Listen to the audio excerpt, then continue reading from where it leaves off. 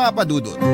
Magandang araw po sa inyo at sa mga nakikinig ngayon. Ako po si Andoy, 50 years old at isa ako sa mga libu-libong mga kabarangay na tumatangkilik sa Barangay Love Stories tuwing alas 12 ng tanghali sa Barangay LS 97.1. Ang akin pong kwento ay nangyari 30 taon na ang nakakalipas. 20 years old pa lamang po ako noon.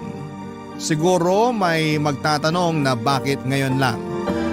Masyado na po matagal na ang panahon ng dumaan. Sa totoo lang po ay kamakailan lang ako nagkaroon ng closure. Kung paano po ay sa huling parte ng liham ko po sasabihin sa inyo. Hayaan niyo pong ibalik ko muna kayo noong mga panahon na yon. Sa edad na 20 anyos ay ulila na po akong lubos. Wala din po akong kapatid kaya mag-isa na lamang po ako sa buhay noon. Para may taguyod ang sarili ko at higit sa lahat ay makaipon ay madami akong pinasok na trabaho. Nagkakargador ako sa palengke, nangangalakal at umi-extra sa pagpipedicab. Ang iniipon ko po ay nilalaan ko para sa pag-aaral at sa pangarap ko din pong makapagtapos ng kolehiyo. Naitaguyod naman po ng mga magulang ko ang elementary at high school pero kinailangan kong tumigil kasi una ay pumanaw si tatay at kalaunan ay sumunod naman si nanay. Dahil po sa kalyang buong panahon ko ay marami akong nakikilalang tao.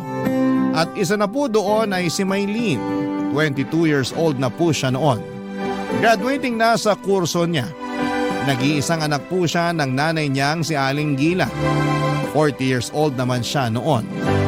May kasungitan po si Aling Gila, hindi naman po sa namimintas ako.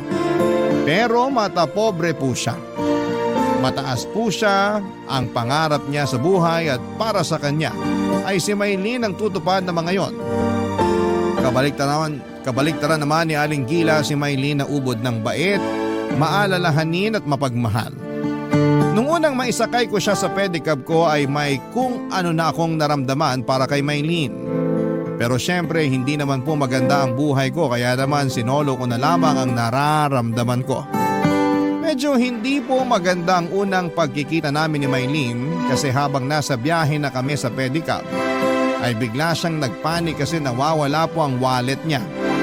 Alalang alala ito kaya sinabi ko na huwag alalahanin ang bayad sa pedicab. Libre na yon pero syempre po importante ang wallet niya. Kaya hindi naman natapos ang pag-aalala niya. Dinamayan ko na lamang po siya. Ang ginawa ko po ay sinamahan ko siya na balikan ang lahat ng lugar na pinuntahan niya ng araw na yon para makapagtanong-tanong. Doon po kami nagkakilala ng lubusan.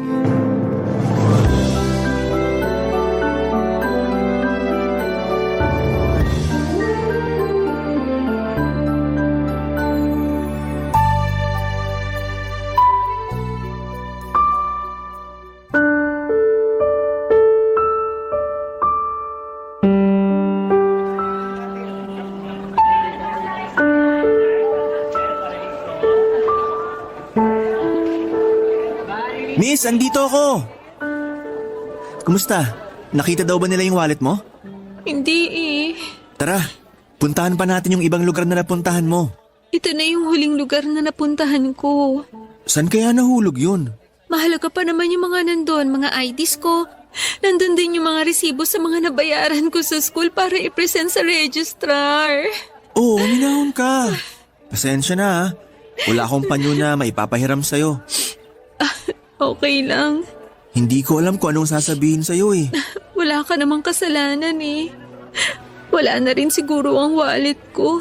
Oh, huwag ka mawalan ng pag-asa. Maniwala ka na mahahanap din yun. Pero wala sa mga lugar na napuntahan ko. Hayaan mo, magtatanong-tanong pa din ako. Hindi ako titigil hanggat hindi ko nakikita ang wallet mo. Salamat. Pero hindi mo naman kailangang gawin yan. Ayos lang yun. Total yung mga lugar na napuntahan mo, nalilibot ko palagi dahil nagkakargador din ako dito sa palengke. Kaya makakapagtanong-tanong ako. Salamat. Walang anuman yun, miss. Ay, sorry. Saan? Kanina pa tayo magkasama. Hindi ko pa pala nasasabi ang pangalan ko. Nako, naiintindihan ko. Kanina kasi nag-aalala ka eh. Oo nga eh. Pero ako si Maylene. Ako si Andoy. Andoy ang totoo mong pangalan? Nickname lang, alias. Alejandro ang tunay kong pangalan. Maganda naman ang Alejandro ah. Pangit ba ang Andoy? Hindi. Ang ibig kong sabihin, maganda ang pangalang Alejandro pero cute din naman yung Andoy. Parang ako? Ha? Uy, natatawa ka. Ikaw naman kasi, hindi ko inaasahan yung joke mo. Kasi kanina ka pa malungkot. Alam ko naman na importante yung nawawala. Pero sana mag-relax ka lang. Oo nga. Habang wala ka pa kanina, bumili ako nitong tinapay at soft drinks. Bakit? Ha? Bakit? Ibig kong sabihin, bakit bumili ka pa? Nalugi ka na nga ngayong araw kasi yung oras ng pasada mo. Sinamahan mo lang ako at ayaw mo pa magpabayad. Nako, wala yun. Basta may nangangailangan, dapat tulungan. Salamat. Paano tong tinapay at soft drinks? Nakakahiya na sa'yo. Sa'yo na lang yan. 2 binili ko. Tig-isa sana tayo. Ganun ba? Ayaw mo ba? Akin na nga, nakakahiya naman. Nag-abala ka pa. Sabi ko nga ayos lang eh. Tara, kain na tayo. Maupo ka dito sa loob ng pedicab. Sige na nga. Nag-aaral ka pala? Mukha bang hindi? Ha? Hindi. Joke lang. Ako kasi hindi nag-aaral eh. Sorry, wala akong ibig sabihin. Joke lang. Ay, ikaw talaga? Saan ka nag-aaral? Hindi nga ako nag-aaral. Joke ba yan o totoo? Totoo. Bakit ka natatawa? Na-counter joke kasi kita eh. Eh wala ka namang joke eh. Seryoso yung sinasabi mo. Ha? Oo nga. Kakainis ka. Aalis na ako. Uy, ito naman hindi na mabiro. Pinagagaan ko lang ang mga sitwasyon. Pinagagaan ko ang loob mo para wag ka mag-alala. At pinagagaan ko din ang loob ko na itawan na lang dahil hindi ako nag-aaral. Bakit ayaw mo mag-aral? Hindi naman sa ayaw. Wala pa kasing pere. Pero nag-iipon ako. Pag marami na akong naipon, mag-aaral uli ako. Ay maganda yan. Siyempre, para pag nagkaasawa ako at nagkaanak, mabubuhay ko sila. May girlfriend ka na? Wala ah. Pero sana magkaroon na. Darating yan. Dumating na. Ano yun? Wala. Sabi ko, kainin mo na yung tinapay.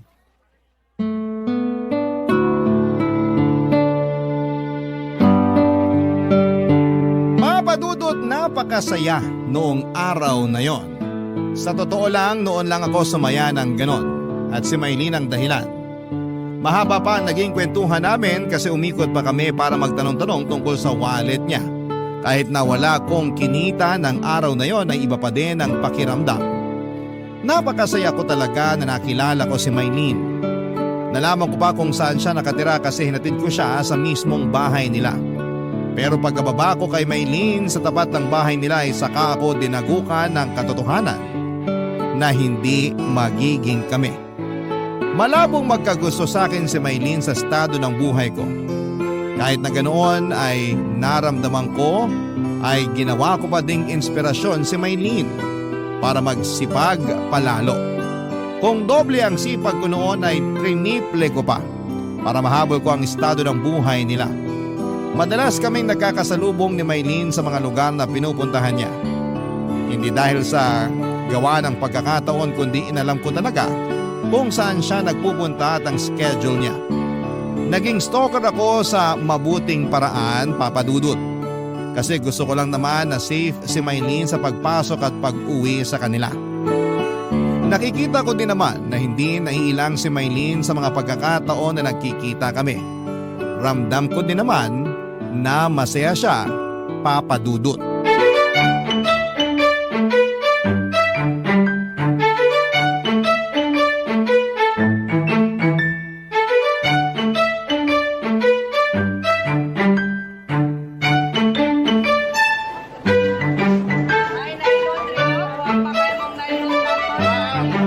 Kain ka lang ha.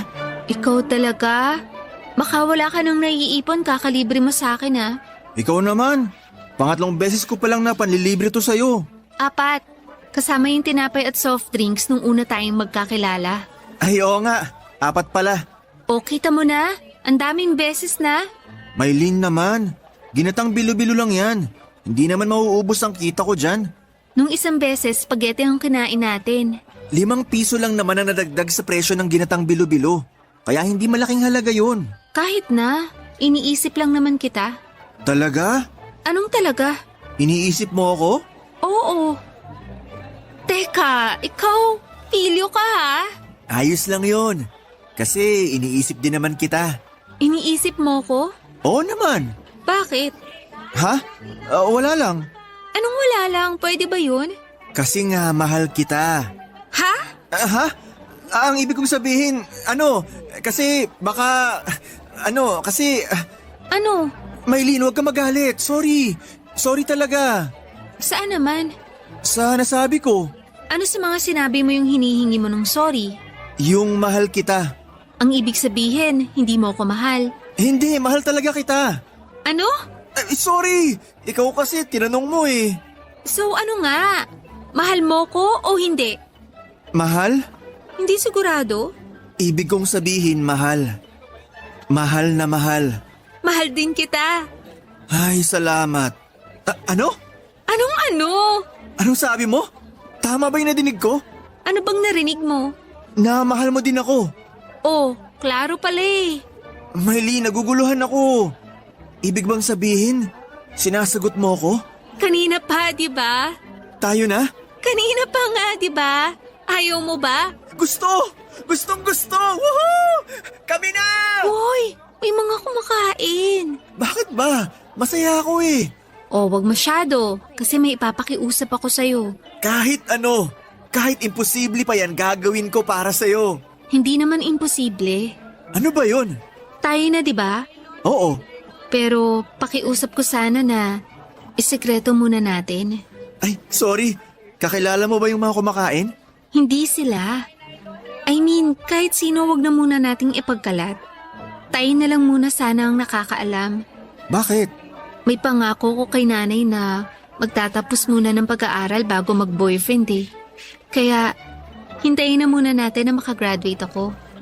Total malapit na rin naman yun. Masaya sanang ipagyabang pero kung yan ang gusto mo, sige, gagawin ko yan. Ang importante naman, alam mo at alam ko na tayo ng dalawa at mahal natin ang isa't isa. Salamat. Kailangan natin mag-celebrate. Bibili pa ako ng turon. Wag na. Mabigat na sa tiyan tong ginatang bilo-bilo. Pero dapat mag-celebrate tayo. O, edi mag-celebrate tayo sa pamamagitan ng ginatang bilo-bilo. Sige na nga. Bakit ganyan ang ngiti mo? Pasensya na. Hindi ko maitago na hindi maging masaya eh. Hindi naman nila mahahalata. Ikaw talaga, puro kabiro. Kumain na nga tayo. Napakasaya ng araw na yon, Papa Dudut. Kaso'y pigil ang saya kasi kailangan muna naming isekreto ang relasyon namin. Pero kahit na ganoon ay masaya pa din ako. Mula noon ay mas madalas pa kaming nagkikita ni Maylin. Ako na ang school bus niya. Minsan sinasabihan niya ako na huwag na siyang sunduin at ihatid pa uwi, pero hindi naman po ako pumapayag.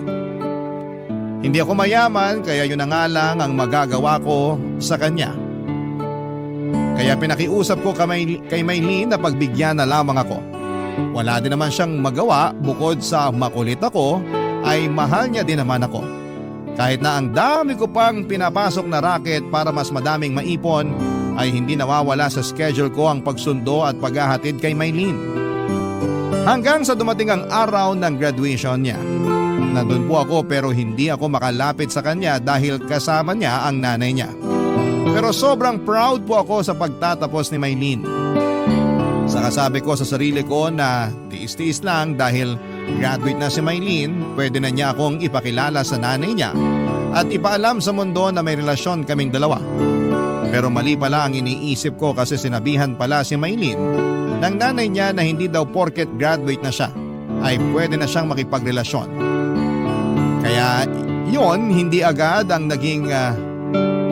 Kaya yun din kaagad ang naging topic namin noong nagkita kami noong gabi ng graduation niya. Nakiusap siya na ipagpatuloy pa namin ang paglilihim. Kung natiis ko ng matagal-tagal, ano ba naman yung konting tiis pa, Papa Dudut? Sumangayon ako sa gusto niyang mangyari na ilihim namin ang aming relasyon ng mga panahong yon, Papa Dudut, para hindi magalit ang nanay niya. Barangay Love Stories. Barangay Love Stories. Papadudot, sabi nga nila ay walang lihim ang hindi nabubunyag. Nalaman ko na lamang na kinukumpronta ng nanay niya si Maylene dahil nga sa paglilihim ng relasyon naming dalawa. Galit na galit po siya kay Maylene at na triple pa ang galit niya nang malaman niya na ako ang karelasyon ni Maylene. Dahil sa napag-alaman din ni Aling Gila ang estado ko sa buhay. Kahit na hindi pa niya ako nakikilala ay galit na galit siya sa akin. At halos isumpa ako. Para sa nanay ni Maylene ay napakalaking kasalanan ang paglihiman siya at mas malaking kasalanan na ako lang pala ang lalaking karelasyon ng anak niya. Papadudod, hindi nga ako kilala ng nanay ni Maylene pero inalam niya ng pilit ang background ko. At nang makilala ako ay iniskandalo ako ng ilang beses. Mga masasakit na salita at pangmamaliit ang nadidinig ko mula sa kanya. Hindi ko na lamang po pinansin. Hindi po ako sumasagot man lang. Tahimik ako pero hindi ako napanghinaan para ipagpatuloy ang relasyon namin ni Maylene. Alam ko din po na totoong mahal ako ni Maylene kaya sapat na dahilan na po yun para ipaglaban ang pag-ibig namin. Ang mga nakakarinig sa pangmamaliit sa akin ng nanay ni Maylene imbes na husgahan ako ay mas nagagalit sila sa mga pangit na sinasabi ni Aling Gila. Kahit ganoon ay tuloy pa din ang relasyon namin ng anak niya.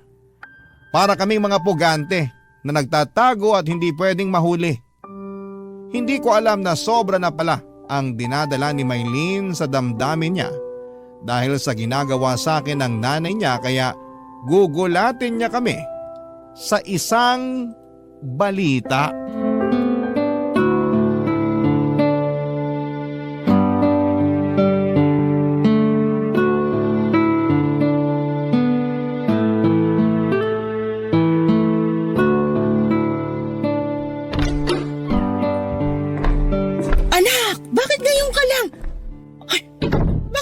Lalaking yan?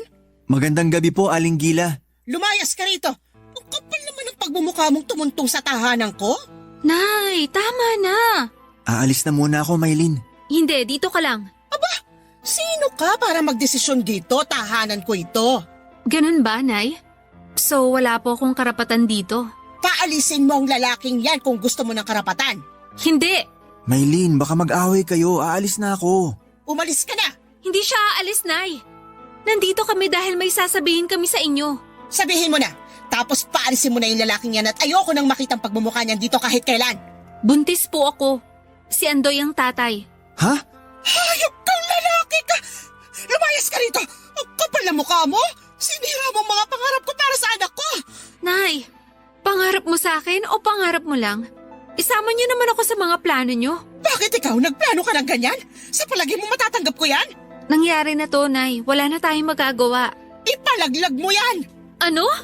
Nay, naririnig niyo ba ang sarili niyo? Ipalaglag mo yung batang yan o putulin mo ng pakikipagkita sa lalaking yan! Ay, hindi ko akalain na kaya niyong sabihin ang mga bagay na yan. Ipalaglag? Hindi ba kayo natatakot? Wala na akong pakialam. Parusahan ako basta huwag ka lang mapunta sa lalaking yan! Pwes, Nay, nakapagdesisyon na rin ako sa gagawin namin. Aalis na lang ako dito at magsasama na kami ni Andoy. Ano? Tigilan mo yung kahibangan mo! Sorry, Nay. Paalam po. Halika na, Andoy. Ha? Sandali! Aalis na kami, Nay. Huwag anak! Huwag ka aalis! Ay, pasensya ka na sa nasabi ko. Hindi ko sinasadyang masabi na magpalaglag ka. Huwag kang umalis. Sige po. Pero sa isang kondisyon. Dito rin titira si Andoy. Ano? Siya ang tatay ng anak ko kaya dapat kasama ko siya. Anak, ano ba naman yan? Kung hindi po pwede, aalis na lang kami. Sandali. Sige na. Dito mo na patirahin yung lalaking yan. Baka sinasabi niyo lang po yan. Hindi, payag na ako. Huwag ka lang umalis, anak. Sana pakasamahan niyo na maayos si Andoy. Nay. Oo na. Sige na. Papasok na muna ako sa kwarto. Masakit ang ulo ko.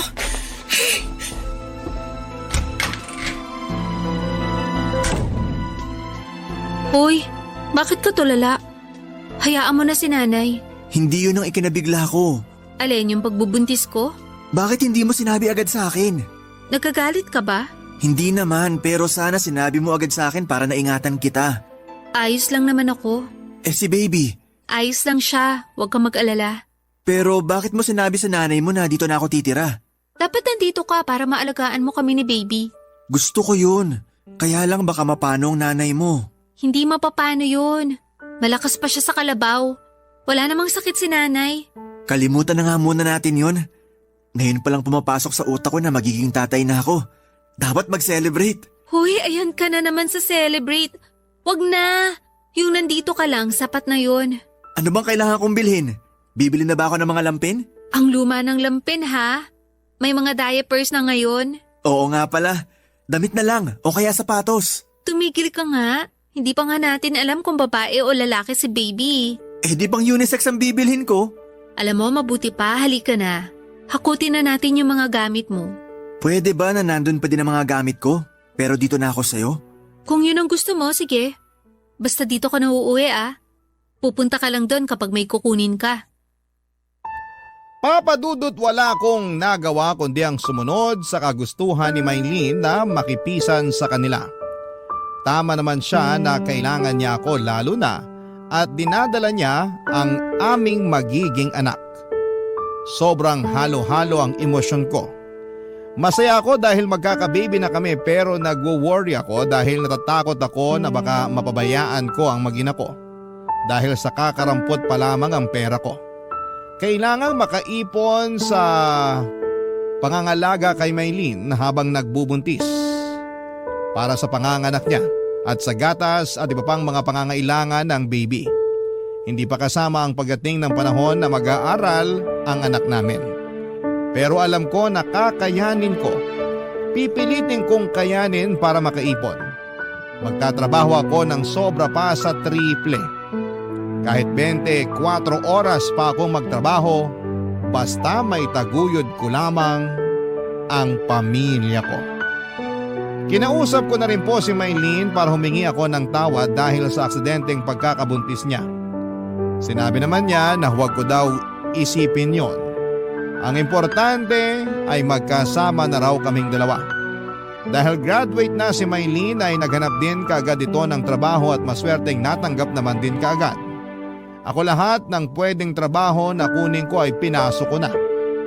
Walang pili-pili basta kikita ay papasukin ko. Wag lang ang masama dahil baka imbes na maitaguyod ko ang pamilya ko ay makulong pa ako at maiwan ko sila. Yung hirap ko sa pagtatrabaho ay tuloy-tuloy ay kayang-kaya ko o kakayanin ko ano paman ang mangyari. Pero ang pinaka mahirap sa lahat ay yung pakikisama sa nanay ni Maylene.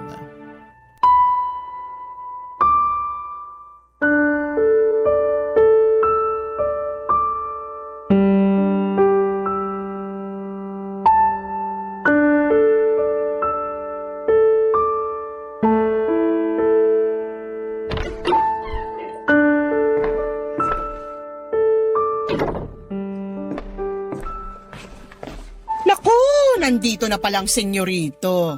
Magandang tanghali po, Nay Gila. Hoy, ang kapal mo! Huwag mo akong tawaging nanay. Pasensya na po. Eh bakit ka nandito? Dapat nagtatrabaho ka. Hindi ka na nahiya? Ang anak ko pang bumubuhay sa'yo.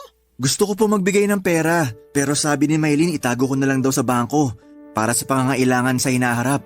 Umuo ka naman kaagad. Siyempre sinasabi ng anak ko yon kasi hampas lupa ka. Hindi naman po. Anong hindi? Kung hindi ka hampas lupa, ano ka? Excuse po muna. Anong excuse? Nag-i-Ingles ka pa, wala ka namang pinag-aralan. Nakatapos naman po ako ng high school. Ay, ipagyayabang mo yan. Hindi pa din maitatago na bobo ka. Papasok na po muna ako sa kwarto. At bakit? Magpapahinga lang po ako. Kapal! Magpapahinga habang yung anak ko nagpapakahirap. Masakit lang po ang ulo ko. Nagdadahilan ka pa para sa pagkabatugan mo. Hoy, pumayag ako na dito ka tumira pero hindi ibig sabihin na tanggap kita at lalong hindi ibig sabihin na magpakasenyorito ka rito. Ihihiga ko lang po sandali. Maglinis ka nitong bahay.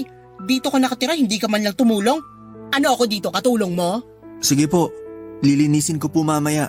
Ngayon na, Masakit lang po ang ulo ko. Wala ka talagang pakinabang. Palibhasa, walang pinag-aralan. Ano po bang lilinisin? Sira ulo ka pala eh. Alam nga namang isang parte lang nitong bahay ang linisin mo. Linisin mong buong bahay. Opo. Ano pang hinihintay mo? Ayan ang walis. Ayan ang basahan. Kilos. Opo. Huwag mong madaliin! Wala ka talagang utak na bobo ka. Aling Gila, hindi po ako bobo. Bobo ka. Sobra naman po yata yung sinasabi nyo. O ano ngayon? Lalabang ka? Porke wala ang anak ko, sasaktan mo ko? Hindi naman po. Sasaktan mo ko? Aray! Huwag! Maawa ka! Ano ba nangyayari sa inyo? Wala pa akong ginagawa. Aray! Tulungan niyo ako! Sinasaktan ako ni Andoy! Tumigil po kayo. Tingnan natin kung sinong paniniwalaan ng mga taga rito. Ako o ikaw na pabigat? Huwag nyo naman pong gawin sa akin to. Anong wag? Makukulong ka. Subukan nyo, Nay. Anak! Mabuti dumating ka. Sinasaktan ako ng lalaking yan. Hindi totoo yan, Maylin. Ako pa ngayon ang ginagawa mong sinungaling? Nay, kanina pa ako nakasilip sa pinto. Kitang-kita ko at dinig ang lahat ng nangyari. Ano ba naman kayo, Nay? Anak! Kakampihan mo pa yung lalaking yan kesa sa akin? Ipapakulong ko yan.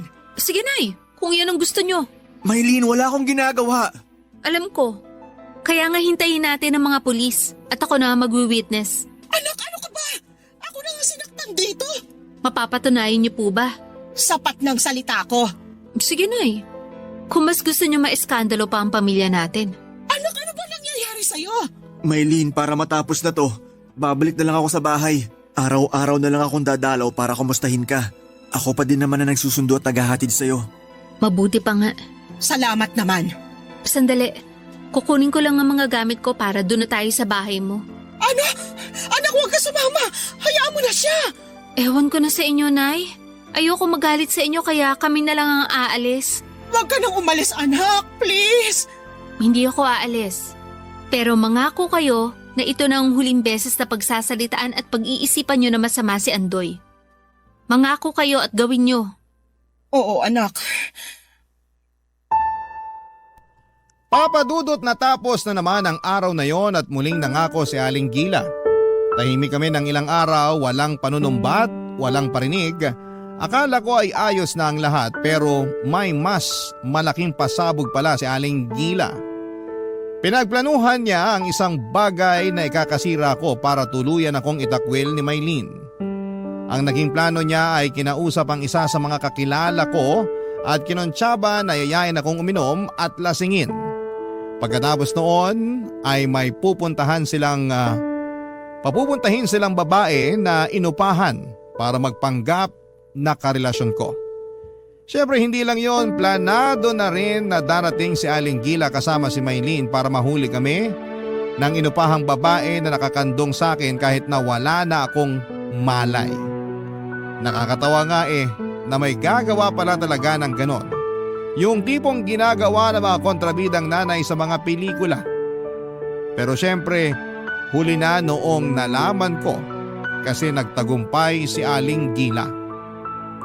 Malay ko ba naman kasi na tatablahin ako ng kakilala ko at ipapain ako ng ganon.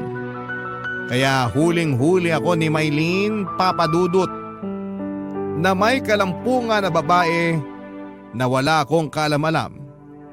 Siyempre, gaya ng inaasahan ay galit na galit si Maylin.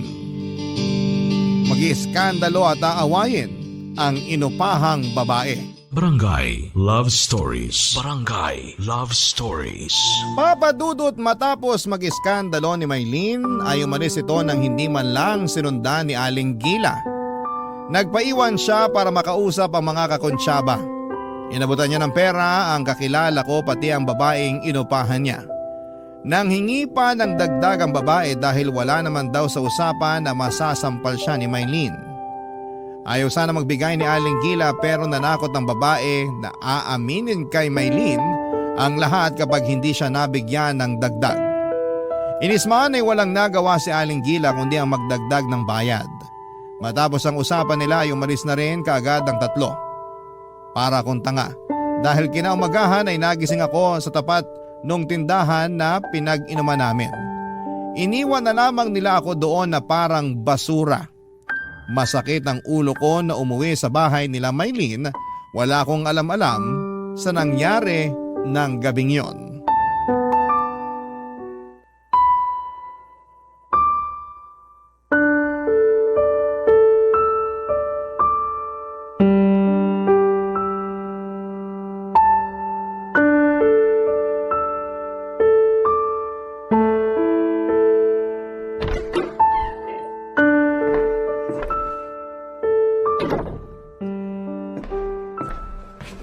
Ayun na ang magaling na lalaki.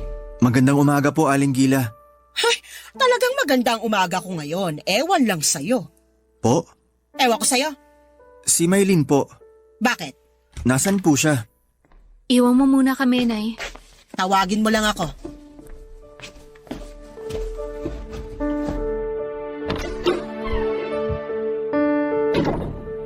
Good morning, Maylin. Kung lumapit sa akin, please. Natidiri ako. Ha? Mahal na mahal, pasensya ka na. Nalasing ako, hindi ako ginising ni paring Amir kaya doon ako nakatulog sa tapat ng tindahan. Huwag mo akong paikutin. Totoo, mahal. Huwag mo sabi akong lapitan eh. Nandidiri ako sa'yo. Ano bang sinasabi mo? Wow, patay mali siya. Huwag mo nang itago dahil nahuli ko na sa akto. Ang alin? Wow naman. Consistent ka ha? Ano bang sinasabi mo? Pasensya ka na at ngayon lang ako nakauwi. Totoo ang sinasabi ko. Pero pangako, hindi na mauulit. Gusto mo pa sanang ulitin kung hindi kita nahuli. Nahuli? Ano bang ibig mong sabihin? Huwag mo naman akong paikutin, hindi ako tanga. Nawala na yung lasing mo kaya nagmamaang-maangan ka na? Maylin, ano ba to? Naguguluhan na ako. Kunwari hindi mo ako nakita kagabi dun sa tindahan. Ha?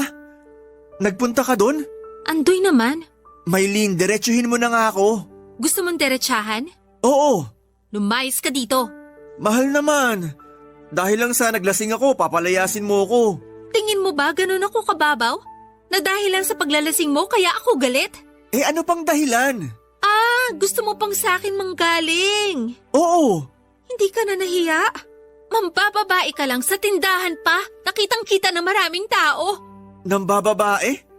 Ano bang sinasabi mo? Tigilan mo nga ako. Hindi kita maintindihan. Lumayas ka na. Ha? Mahal, ano ba to? Umalis ka na habang nakakapagtimpi pa ako. Mag-usap muna tayo. Wala nang dapat pag-usapan. Ang relasyon natin, ang buhay natin, kailangan natin pag-usapan. Hindi ko alam kung saan galing yung sinasabi mong pabababae. Tumigil ka na nga. Huling-huli ka na, lumulusot ka pa. Nagpunta kami ni nanay kagabi sa tindahan. At huling-huli namin na may nakakandong sa iyong babae. Nakakadiri ka. Sakali kapag gumawa ng kababuyan mo. Hindi totoo yan. Hindi ko alam ang sinasabi mo. Lasing na ako kagabi. Wala na akong nahaalalang ganyan. Kaya nga lumayas ka na para tapos na. Ano ka ba? Kung ano man ang nakita mo, hindi totoo yun. Baka may nag-setup lang sa akin. Huwag naman ganito. Gusto ko kayong alaghan ng anak natin. Walang anak. Hindi talaga ako buntis. Sinabi ko lang yan para tantanan na tayo ni nanay. Para hayaan niya na tayo magsama. Pero mali pala ang ginawa ko. Kaya lumayas ka na. Respetuhin mo ang sinasabi ko. Ayoko nang makita ulit ang mukha mo. Paalam. Maylin! Oh, ano pang hinihintay mo? Aling Gila, may kinalaman ba kayo dito? Kagagawan niyo to? Kagagawan ko man o hindi, pinalalayas ka na mismo ng anak ko kaya umalis ka na. Bakit niyo nagawa to? Wala akong inaamin sa'yo. Alam kong kayo nagplano nito. Alam mo, ang dami mong sinasabi, umalis ka na bago kita ipabarangay. Tandaan mo, hindi kayo kasal ng anak ko. Mahal ko ang anak niyo. Mabuti pala hindi totoong buntis si Maylin, kaya mas mabuti talaga na mabura ka na sa buhay niya. Layas! Aling Gila! Layas! Papadudot mahal ko si Maylin kaya sinabi ko na gagawin ko ang lahat para maiayos ang sinira naming pagmamahalan. Ayokong umalis noon. Kakatukin ko sana si Maylin sa kwarto para muling kausapin pero handa talaga si Aling Gila. Isang sigaw niya lang ay may mga kalalakihan na pumasok ng bahay para ilabas ako. At sa kanto ay pinagulpi pa niya ako. Tulad nga ng nabanggit ko kanina ay para talagang isinabuhay ni Aling Gila ang mga napapanood niya sa pelikula. Pero kahit na ganoon ang nangyari ay hindi masisira noon ang kagustuhan kong ayusin ang lahat. Kaya naman, binalik-balikan ko si Maylin. Pero nang panahon na yon ay si Maylin mismo ay itinataboy na rin ako. Ipinagugulpi ako ni Aling Gila kada balik ko sa bahay nila at nang bandang huli ay pinablatter pa nila ako para huwag nang bumalik sa bahay nila. Wala na ako nagawa kundi ang magpakalayo-layo dahil na din sa sobrang sama ng loob. Ginamit ko ang nangyari para mas magpursige pa sa buhay para makaangat. Kumuha ako ng 2 taon na kurso gamit ang inipon kong pera. Si Maylin naman ay nabalitaan kong ipinakasal ni Aling Gila sa isang lalaking may kaya sa buhay. Pero nabalitaan ko din na wala pang 1 taon matapos ang kasal nila ay naghiwalay din ang dalawa dahil sa mga kakaibang ugaling ipinakita ng napangasawa niya. May pagka-bayolente ang lalaki at laging sinasaktan si Maylin. Naawa po ako sa sinapit niya pero wala na akong karapatan para manghimasok pa. Matapos noon ay matagal akong walang balita tungkol sa kanilang mag-ina dahil sa pagkaabala ko sa mga trabahong tinatanggap ko. Sa sobrang abala ko na baguhin ang buhay ko ay isinubsob ko ang sarili ko sa trabaho. Ginamit ko yung mga nangyari sa akin na instrumento para magsikap ako ng husto. Naisip ko na kung may maganda akong buhay, walang sino man ang tatapak sa aking pagkatao. Pag maganda at maluwan ang buhay ko, hindi ako makakatanggap ng pangit na pagtrato mula sa kung sino man. Ilang taon din ang lumipas nang mabalitaan ko na nawala na rin daw pala si Maylin sa sarili. Inalagaan na lang siya ng kanyang nanay na si Aling Gila dahil lagi na lang daw itong tahimik at tulala at minsan ay biglang sisigaw at iiyak.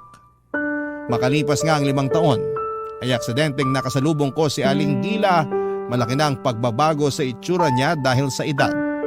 Nagulat ako nang siya ang lumapit para kausapin ako.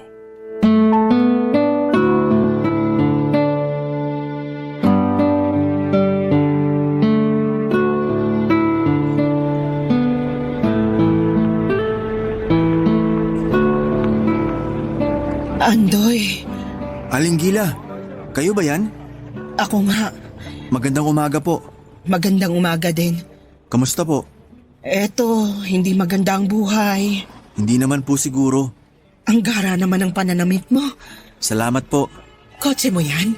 Opo, napag-ipunan kaya nakabili. Maganda at mukhang mamahalin. Sakto lang naman po. Natapos na din hulugan. Pero mukhang bago pa. 1 taon pa lang po sa akin. Maingat lang po siguro ako. Mukhang maganda na rin ang buhay mo Sinuwerte lang po. Matapos ko mag-aral, nakapagtayo ng negosyo. Sa awa ng Diyos, lumaki naman. Nagsipag po ako ng sobra matapos yung nangyari dati. Patawarin mo ko. Kalimutan niyo na po yun. Nakatulong naman po sa akin para magsipag pa ng sobra. Patawad. Aling Gila, wag po kayong umiyak. Sabi ko nga po, kalimutan na natin yun. Andoy, akong may gawa ng nangyari dati. Akong nagplano para makita ni Maylin na may kasama kang babae. Alam ko po. Alam mo? Opo, inamin din sa akin ni Amir. Pero wag niyo na pong isipin yun. Patawad, Andoy. Matagal ko na po kayong napatawad. Nung una, galit na galit ako. Pero natutunan ko magpatawad at makalimot para walang bitbit sa dibdib, para makakilos ng mas maluwag. Salamat, Andoy. Salamat. Kung mamamatay man ako, masaya na ako na napatawad mo ako. Huwag po kayong magsalita ng ganyan. Walang mamamatay. Malakas pa kayo. Hindi ko alam kung hanggang kailan ko pakakayanin ang lahat Bakit po? Si Maylin. Ano po nangyari kay Maylin? Kamusta po siya? Nung mapalayas ka, ay ipinakilala ko siya sa isang lalaki na napili ko para sa kanya. Kaso, sinasaktan pala siya ng hayop na yun. Nabalitaan ko po yan at naghiwalay din sila. Pero ayoko na po manghimasok na dahil ayoko nang sumama na naman ang loob ni Maylin. Andoy, si Maylin, wala siya sa sarili niya hanggang ngayon. Lagi lang siyang tulala. Kasalanan ko lahat. Aling Gila, huminahon kayo. Baka kung anong mangyari sa inyo. Ang anak ko, ako may kagagawa ng nangyayari sa kanya ngayon. Huwag niyo na pong sisihin ang sarili niyo. Hayaan niyo, tutulong ako. May kilala akong doktor na pwedeng tumulong kay Maylene. Salamat. Walang anuman po. Para may magawa naman po ako para kay Maylene. Andoy, Po, may hihilingin sana ako sa'yo. sige po. Kung kaya ko po, wala pong problema. Andoy, balikan mo na si Maylene. Po? Baka pag binalikan mo siya, magbalik yung sigla niya, magbalik yung dating siya.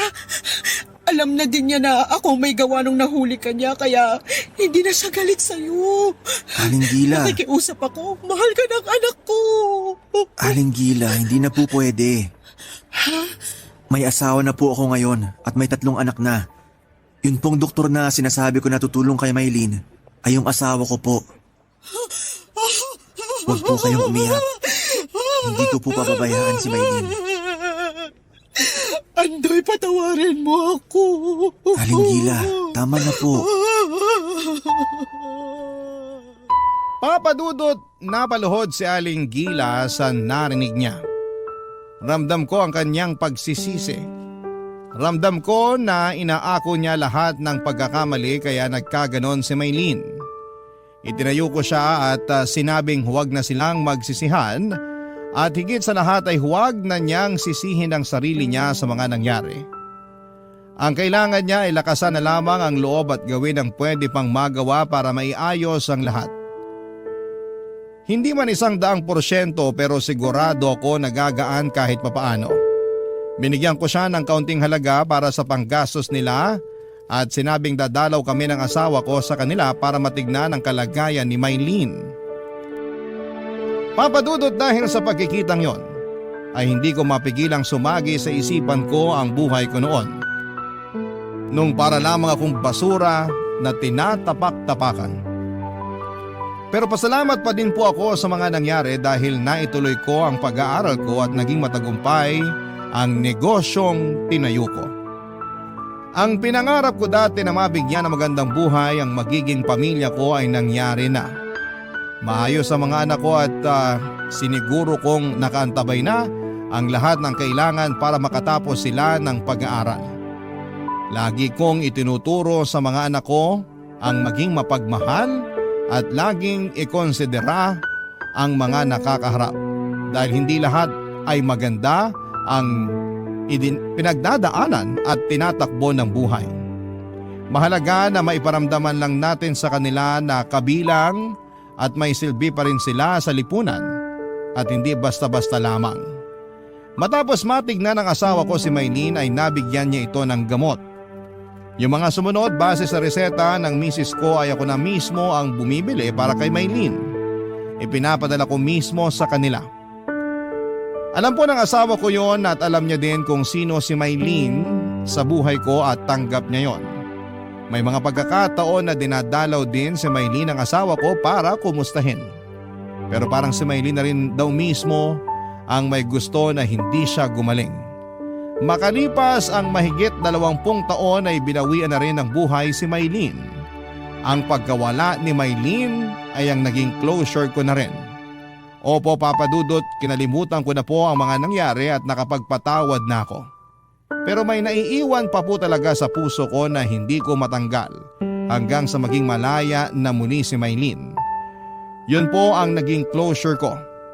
Naiwan na pong mag-isa si Aling Gila kahit nangyari. Ang mga nangyari ay tinutulungan ko pa rin siya hanggang sa ngayon. Nagpapadala pa rin ako ng kaunting tulong buwan-buwan para sa gastusin niya na siyang ipinagpapasalamat naman ni Aling Gila. Malaking tulong po sa akin na may bahagi ang kwentong ito habang sinusulat ko ito ay hindi ako umaasa na may tatampok ito sa programa ninyo.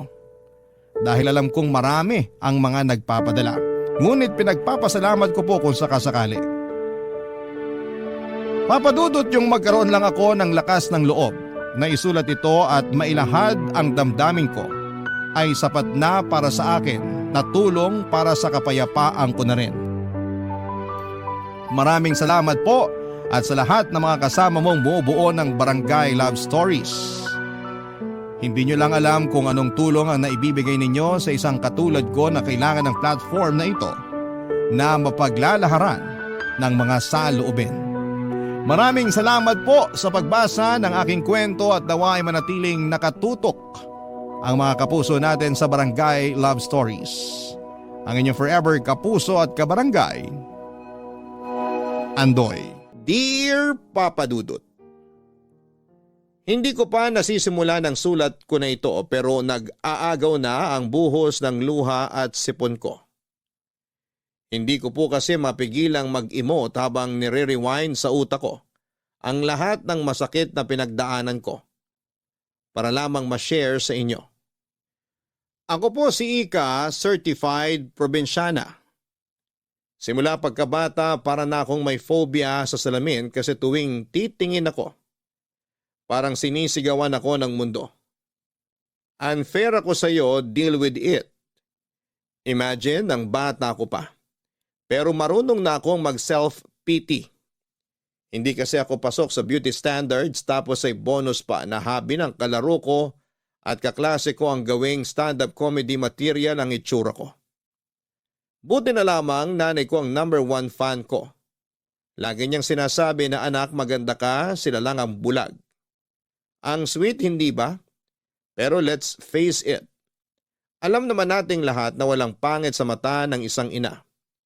Kaya habang nasa mundo pa ako ay tinitibayan ko ang loob ko araw-araw. Sabi ko nga anong laban ng insecurities ko kung naliligo ako araw-araw at walang amoy putok. Panalo na yan. Dahil nga sa pambubuli napaaga ang pag-develop ng superpower ko. Self-love with a touch of humor at katalinuhan. Kung hindi man ako visual sa paningin nila, di paponggahin na lang ang utak ko. Kaya papadudot consistent honor student ako. Habang ang mga bully ko hanggang doon na lang sa likod ng class picture, habang ako ay bida sa harapan. Hawak ang medalya. Eventually, nagkaroon ako ng mga kaibigan na hindi na pinapansin ang physical ko. Sila ang katuwang ko sa tawanan, iyakan at mga asaran. Pero habang sila ay may mga high crush moments, ako ay taga-abot lang ng sulat at audience ng love story nila. Nung nagkaedad pa ako, sabi ko ay baka destiny ko na lang talagang maging professional tita. Pero isang araw ay dumating si Nathaniel. Gwapo, mabait at parang leading man sa teleserye ng buhay ko. Crush ko siya, Papa Dudut. Sa isip ko ay siya na ang sagot sa dasal ko. Pero sa table namin, parang Tita Ika talaga ang vibes ko sa kanya, Papa Dudut.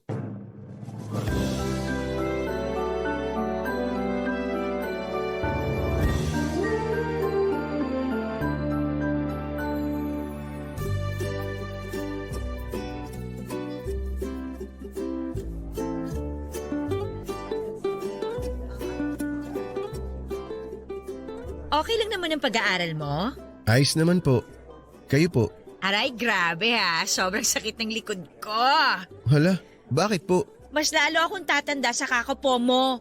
Rika ang pangalan ko, pero tawagin mo na lang akong Ika. Para medyo naman maiba. Nakakahiya naman po. Ika. Ay, sorry. Ang hirap pala magtanggal lang po. Naku, sanayan lang yan, Nathaniel. Sasanayin ko yung sarili ko, huwag kang mag-alala. Ayan, kaya mo naman pala. Sabi ko na matalino ka. Mabilis ka matuto. Ikaw talaga. Funny ka. It's more fun in the Philippines, di ba? Kaya masaya lang tayo. Love Philippines na ngayon. Hindi ka na updated. Oo nga pala. Kaya kailangan magmahalan na tayo. Uy, grabe ka naman, Nathaniel. Huwag ka magbiro ng ganyan. Seryoso ako. Di naman ako nagbibiro eh. Sme, baka magkasala ako sa'yo. Lasya, anong kasalanan sinasabi mo? Ano? Kasi naman pinapakaba mo ko, Nathaniel. Gwapo mo kasi. Ikaw talaga. Pero totoo naman maganda ka. Saan banda? Sa panaginip? Uy, wag mo akong bulahin, ha? Hindi ako bolero. Tsaka ayoko maging sinungaling. Di naman ganun kapangit itsura mo Pero pasok pa rin sa pangit. Eto, makinig ka. Hindi naman sa lahat ng bagay tinitingnan yung panlabas. Para sa akin, mas importante yung kalooban. Maganda yung kalooban mo at yun ang nakikita ko sa'yo. Kaya maganda ka para sa akin. Talaga ba? Para namang naiiyak ako sa mga sinabi mo. Sa gwapo mo na yan, nakita mo talaga ang kagandahan ng loob ko. Kasi ikaw yung tipo ng tao na may lalim kausap. Naku, dahil lang sa matanda na ako. Siguro nga, pero gusto ko yung personality mo. Hindi tulad ng kaedad ko na puro pa-cute. Ayoko ng ganun. Mas maganda yung tulad mo. Ay, susme, Nathaniel. Baka atakihin na ako sa puso sa sinabi mo. Grabe ka naman. Bakit ka naman aatakihin? Sa totoo lang, Sige na, Ika, sabihin mo na. Huwag mo akong binibitin. pwede ko ba makuha ang Facebook account mo? Doon ko na lang sasabihin. Niya kasi ako eh. Ikaw talaga nahihiya ka pa. Pero sige. Eto. Ayan, i-add kita ha. Accept mo ako ha. Oo naman. Malakas ka sa akin eh. Thank you! Naku, kailangan na nating ubusin tong food sa plate natin. Lalamig na to. Oo nga. Tara, ubusin na natin to. Para nag-slow motion ang lahat, Papa Dudut. Yung tipong bawat segundo ay feeling ko ay nasa romantic drama ako. At si Nathaniel ang bidang leading man ko. Ang dinner na yon ay parang walang ending. Pakiramdam ko ay prinsesa ako sa harap ng prinsipe ko. Pero hindi fantasy kasi nakadilat ako buong oras. At grabe, nang inaccept niya ang friend request ko para kong sumabog sa kilig, nag-flashback bigla ang teenage years ko kahit na 30 na ako. Ang pinaka nakakakilig, yung nag-offer siya na ihatid ako pauwi. Aba, sinong tatanggi doon? Siyempre, umangkas ako sa motor na hiniram pa niya at nung humarurot kami sa kalsada ay hindi ko napigilan ang mahigpit na yakap. Kung pwede lang na ilipat ang bahay namin sa kabilang probinsya ay ginawa ko na. Pero ayon, kahit na bitaw mode ako pag uwi ay tuloy pa rin ang chat namin sa social media. Walang araw na hindi kami nagsisend ng message at kumustahan sa isa't isa. Dahil dito'y napatingin ulit ako sa salamin. Rika, ano ba nangyari sa'yo? Tanong ko sa sarili ko. Aba, nagbi-makeup na rin ako para kahit papaano magmukhang fresh sa mga date namin. Fast forward. Nung nag-date kami ay napansin niya na nag-makeup ako. Nagustuhan niya naman. At pagkatapos ng date namin ay hinatid niya naman ako sa bahay. Dito hindi na napigilan ang katawang lupa ko at may nangyari sa aming dalawa, Papa Dudut. Sa unang pagkakataon, naramdaman kong totoo pala yung sinasabi sa pelikula na you are beautiful in someone's eyes. Si Nathaniel, ang gwapo kong knight in shining armor, ay minahal ako. Hindi dahil sa itsura ko kundi dahil sa kung sino ako. Ang init na mga yakap niya, ang pangaangkin niya, para akong nasa ulap. Paulit-ulit naming pinatunayan sa kama na may spark talaga kami, Papa Dudut. Pero tulad ng sabi nila, hindi lahat ng maganda ay pangmatagalan. Unti-unting lumabas ang dark side ni Nathaniel. Sa bawat dalaw niya may kasamang hingi. Una, pera para sa rent ng motor. Sunod ay pang tuition. Tapos pang project. Hanggang sa patina sa pamilya niya ay ako na rin ang sponsor. At kahit halata naman na parang pineperahan niya ako ay hindi ko magawang magalit. Mahal ko si Nathaniel at binigay niya naman ang pangangailangan ko. Hindi naman ako lugi, sabi ko. Pero dumating din sa punto na sobrang komportable na niya. Nagdadala na ng barkada sa bahay ko, lasing paminsan at syempre may kasama pang hingi ng pambili ng alak.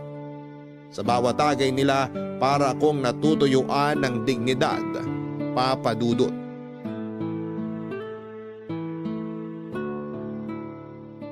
Salamat talaga sa pabanlaw mo, mahal ah. Talagang love na love mo ako. Mahal, pwede ba? Last na to? Bakit naman last na to? Ilang beses na kitang pinagbigyan, Nathaniel. Pero please, wag naman dito sa bahay ko. Mahal, alam mo namang wala akong ibang bisyo eh. Nagkakasiyaan lang naman kami. Konting inuman lang naman to. Pampalibas ng stress. Gets ko naman. Pero hindi ko kasi gusto na may iba kang dinadala dito. Gusto ko naman ng konting privacy, mahal. Mahal, hindi naman sila iba sa akin eh. Mga pinsan ko naman yung mga dinala ko dito. Kaya nga nandito kami kasi katatapos na ng exam namin. Maganda dito sa bahay mo, may libreng pa-video okay pa kami. Tapos ang ganda pa ng smart TV mo. Aircon pa dito. Pero please, last na to ha. Pero hindi ba pwedeng respetuhin mo naman yung gusto ko? Alam mo namang may trabaho ako, di ba? Magtuturo pa ako. Eh sabi mo hindi ka naman magtuturo ngayon. Kaya nga ako nagdala ng konting saya dito eh. Gusto ko kasing magpahinga.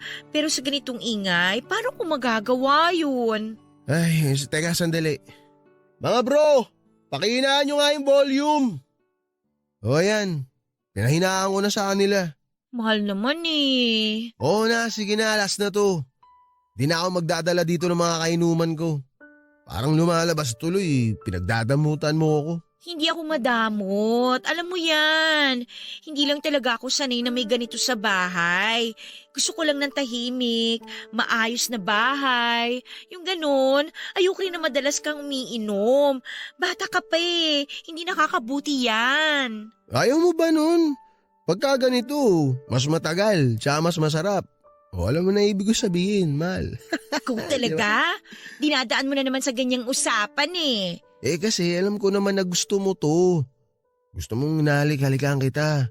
Gusto mo yung inaangking kita. Di ba?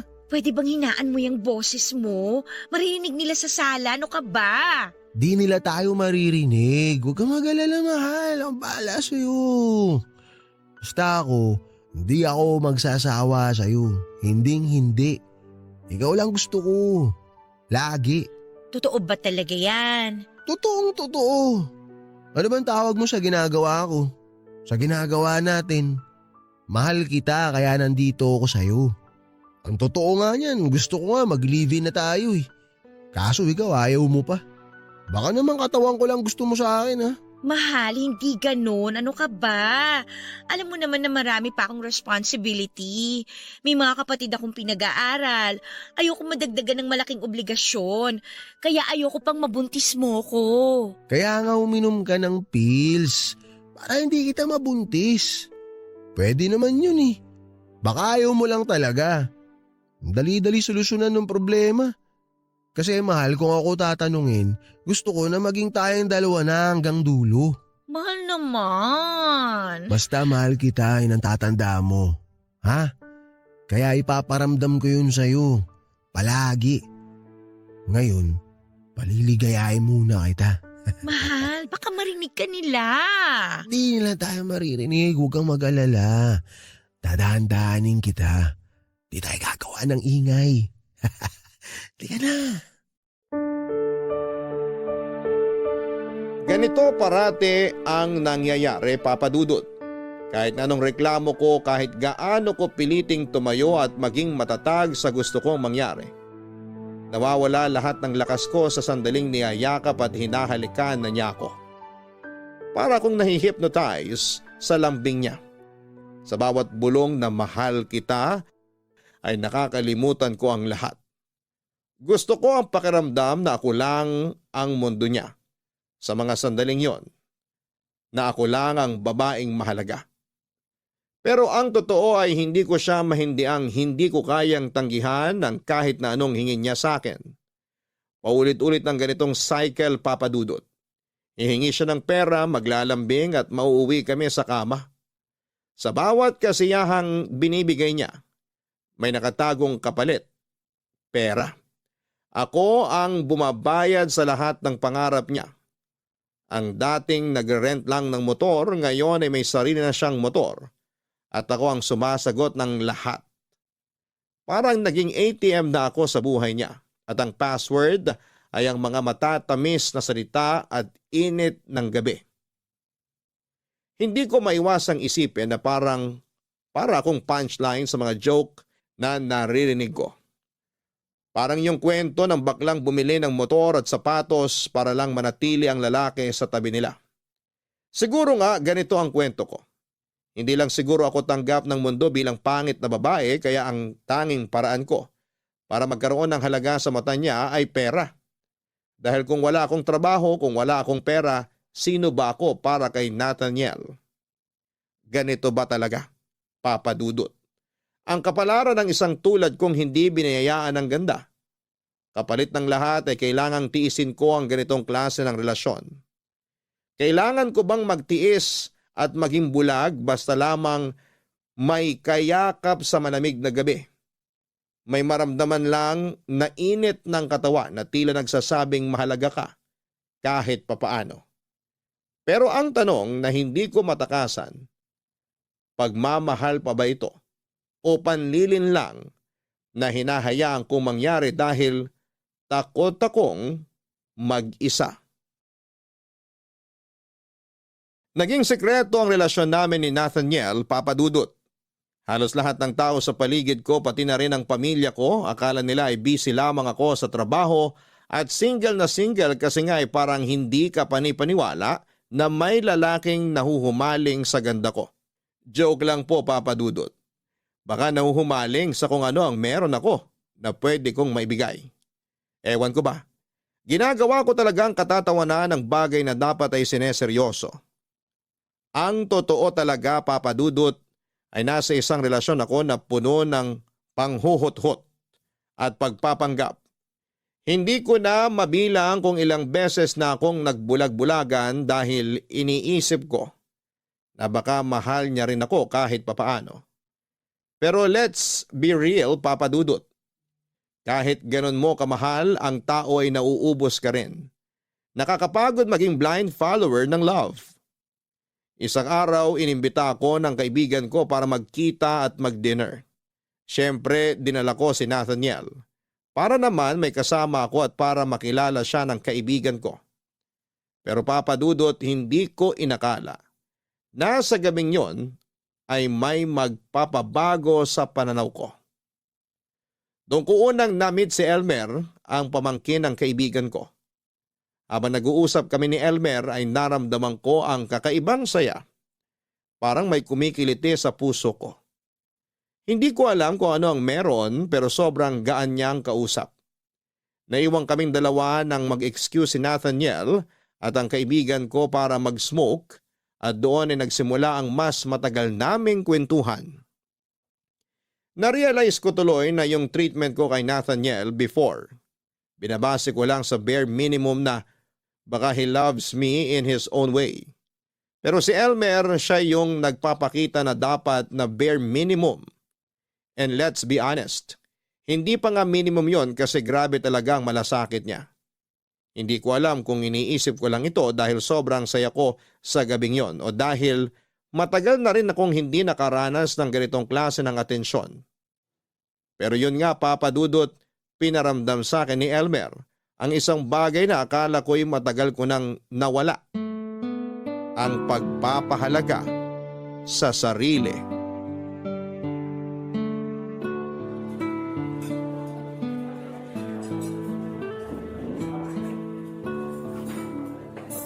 So, Elmer, ano nga ulit ang trabaho mo? Parang ang chill mo lang kausap eh. Pero mukhang busy ka rin naman sa buhay. May hobby ka ba? Ang dami mo agad tanong. Nalula ako dun ah. Parang hindi kaya ng... Sorry naman. Okay lang naman ate. Call center agent ako, night shift. Pero pag hindi ako tinotopak at may free time, nag-freelance photography ako. Mahilig kasi ako mag-capture ng mga raw na moments. Yung hindi pilit, yung totoong kwento sa isang picture. Katulad mo ngayon, parang gusto kong kunan ka ng picture. Hala, baka basag ang camera mo. Hindi ah. Minsan hindi mo kailangan magpanggap para maging maganda ka sa mata ng iba. Be yourself. Maganda ka. Sus, bolero ka rin pala. Binigyan ka ata ng pera ng tita mo para sabihan ako ng magagandang words. Pero salamat ha. Baka kailangan mo na ng bagong salamin sa mata. Ikaw talaga. Alam mo, like sa trabaho ko, minsan kahit buong effort mo na binigay mo, parang wala lang sa ibang tao. Parang background music ka lang sa buhay nila. Pero okay lang. Ang mahalaga, nagawa mo ng maayos ang trabaho mo. Ikaw talaga, iba ka. May kaya naman kayo sa buhay pero nagtatrabaho ka? Si ate talaga. Hindi naman pwedeng walang trabaho sa Pinas. Hindi pwedeng nakatunganga lang at maghihintay ng biyaya. Dapat pinagtatrabahuhan. Kapag ang pera galing sa pawis, mas pinahahalagahan mo. At saka hindi mo basta-basta ginagasta sa kung ano-ano lang. Sina lola ko, tita at tito ko lang yung mayaman. Ako, corporate slave. Tsaka hindi naman natin masisisi yung iba. Kasi mahirap din naman talagang makapasok ng trabaho sa Pinas. Alam mo, pareho tayo. Sa ESL teaching ko naman, minsan pakiramdam ko, ako lang ang nagpapaka-effort para lang mag-aral yung student ko. Yung iba, parang walang pakialam. Requirement lang nila ang mag-log in. Nakakabagot din lalo na kung susungitan ka pa. Susme, gusto ko na lang mag-log out minsan. Wag ka, sobrang relatable. Dati, isang client ko, galit na galit kasi daw hindi ko siya maintindihan. Siya kaya, parang radyo na walang signal. Ako naman, isang student ko, sabi sa akin, "Teacher, are you sure you know English?" Grabe! Gusto ko siyang sagutin ng, "Ikaw kaya turuan ko ng Tagalog, tingnan natin." Nakakatuwa ka kausap. Kaya siguro kahit toxic na yung paligid, nadadala mo lang ng light. Hindi naman. Minsan nga iniisip ko kung tama pa ba ang ginagawa ko. Pero hearing that from you, parang ang gaan lang. Uy, thanks ha! Uy, parang ang saya nyo ah. Mahal, baka naman pinagpalit mo na ako sa pinsan ng kaibigan mo ah. Halika na, masayang kausap si Elmer. Feeling ko magkakasundo kayo. Ah, ganun? Kung sa tingin mo magkakasundo kami, baka nga magkasundo kami. Ano ba pinag-uusapan nyo? Sa gitna ng maalateleseryeng twist ng buhay ko ay may mga eksenang parang boom. Dumarating ng hindi mo inaasahan. Ganito na ganito ang peg noong dumating si Elmer sa eksena, papadudot, ibang level siya. Hindi siya yung typical na lalaki na magbibigay ng hi, hello, bye na vibes. Para siyang walking TED Talk, pero promise, walang dull moment. Kahit ang usapan lang ay tungkol sa ulam, biglang nagiging deep at meaningful. Habang kausap ko siya ay parang may slow-mo ang mundo ko. Tapos kami lang ang nakafocus. Ang gaan, ang saya at kahit feeling ko ang bigat-bigat na ng buhay ko. May mga sandali rin na hindi ko malimutan ang kakaibang tingin niya na ibinibigay sa akin. Gaya nung nakita niya kaming naghalikan ni Nathaniel matapos ang dinner. May halong malasakit at pangunawa ang kanyang tingin. Then dumating ang araw na feeling ko ay ayoko nang bumangon. Ayoko na sa liwanag pero papadudot, eto na nga. Nalaman ko ang sekretong pasabog ni Nathaniel. Yung perang hinihingi niya sa akin aba ginagastos niya para sa ibang babae. At hindi basta babae ha. Diyosa levels. Para akong na-wipe out sa realization na yon. Na-realize ko na paano ko hinayaang magpakababa ng ganito. Si Elmer, alam ang lahat, ramdam ko ang pagkabahala niya. Pero mas naramdaman ko ang alaga niya. One time, sinabi niya sa akin ang mga salitang parang direct hit sa puso ko. Rika, mas mahalaga ka kaysa sa iniisip mo. Huwag kang pumayag na tratuhin ka ng mas mababa sa deserve mo, ang sabi niya. Papadudot, umiyak ako noon sa harap niya. Imagine isang tao na nakita ang worth ko, kahit ako ay hindi ko na makita ang sarili kong halaga. Kaya kinumpronta ko si Nathaniel at nag-ipon ako ng lakas ng loob para harapin siya. Lahat ng sakit at hinanakit ay sinabi ko at ang hirap papadudot, pero habang ginagawa ko yon ay nararamdaman ko na parang unti-unting bumabalik ang self-respect ko. Naisip ko na finally unti-unti nang umaayos ang teleserye ng buhay ko. Tama na to. Wala nang kwenta tong palabas na to. Ayoko na. Tapos na tayo. Mahal, ano ba nangyayari sa'yo? Saan ba nanggagaling yung mga pinagsasabi mo? Pwede ba mag-usap muna tayo ng matino? Nathaniel, wag mo akong gawing tanga. Tanga? Saan naman nanggaling yan? Paano kita ginagawang tanga? Tigilan mo na yan. Alam ko na yung babae, yung pera, lahat ng kasinungalingan mo. Mahal, teka lang ha. Time out muna. Paintindi mo naman sa akin yung nangyayari. Hindi ko nasusundan eh. Na habang binibigay ko lahat, pinagtatawanan mo ko? Na ginagamit mo ko habang nag-iilusyon akong mahal mo talaga ako? Ika, mahal kita. Mahal? Mahal ba yung ginagawa mo? Gagamitin mo ko, sasaktan, tapos yung perang hinihingi mo, ginagastos mo sa ibang babae? Yan ba yung pagmamahal? Huwag mo akong pinagloloko, Nathaniel! Mahal, please, pag-usapan natin to. Alam kong kaya nating ayusin to. Huwag ka muna magpadalos-dalos. Hindi kita kayang mawala sa buhay ko. Hindi, Nathaniel. Pinili mong sirain yung relasyon natin. Yung tiwala ko, pati ako. At ngayon, ikaw ang mawawala. Mawawala ka na sa buhay ko. Oh, sige, kamali ako. Okay? Pero babawi ako. Bigyan mo lang ako ng isang chance. Wala nang chance. Wala nang aayusin. Sa wakas, nakita ko na kung gaano kababa yung trato ko sa sarili ko dahil sa'yo. Pero tapos na yon. Deserve ko ang masigit pa. Ako ang deserve mo. Hindi mo ko kayang iwan, Ika. Alam ko yun. Hindi mo kaya. Sino may sabi? Ikaw? Well, newsflash. Kaya ko. At ginagawa ko na ngayon. Tama ng lahat ng kalokohan mo. Tama ng paggamit mo sa akin. Panggagamit? Huy, Ika. Huwag kang magmalinis. Ginagamit mo rin naman ako eh. Ano? Paano mo nasabi yan? Sino ba nagbibigay ng saya sa'yo? Di ba ako? Sino bang gumagawa ng lahat para maramdaman mo na mahalaga ka? Ako lang, Ika. Ako. Ako lang ang makakapagbigay sa'yo ng ganong klaseng ligaya. Ako lang. Ang kapal ng mukha mo! Ligaya? Ang ligaya mo, yung ginagamit mo ako para sa pera ko. Walang iya ka talaga! Wow! Tama na yung drama mo, Ika. Lahat ng binigay mo, bayad yon. Binayaran ko yon sa pamamagitan ng paggamit mo sa akin. Kaya huwag kang mag-inarte dyan kung ano-ano pa sinasabi mo. Patas lang tayo. Bayad? Bayad? Ganun ba ang tingin mo sa akin? Negosyo tong relasyon natin? Sobra ka na talaga, Nathaniel! Sinabi ko na nga eh, sige, oo, nagkamali ako. Pero aminin mo rin, Ika. Kaya mo bang iwan lahat to?